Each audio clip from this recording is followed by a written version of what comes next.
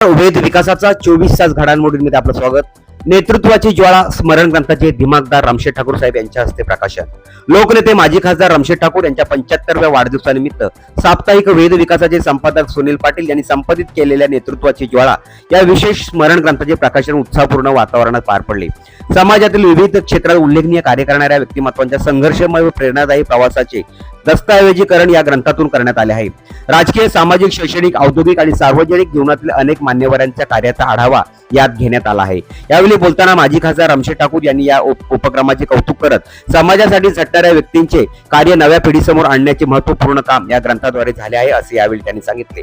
या कार्यक्रमासाठी ज्येष्ठ पत्रकार मधुकर भावे, आमदार प्रशांत ठाकूर, भारतीय जनता पार्टीचे रायगड जिल्हा अध्यक्ष अविनाश कोळी, अरुण शेठ भगत, अरुण पाटील यांच्यासह विविध क्षेत्रातील मान्यवर उपस्थित होते. रामशेठ ठाकूर साहेब यांच्या वाढदिवसाचं औचित्य साधून नेतृत्वाची ज्वाला, पनवेल परिसरातील राजकारण, समाजकारण, कर्तृत्ववान कामगिरी केलेल्या लोकप्रतिनिधींचा परिचय, साध वेद विकासाचा संपादक सुनील पाटील यांच्या नेतृत्वाची ज्वाला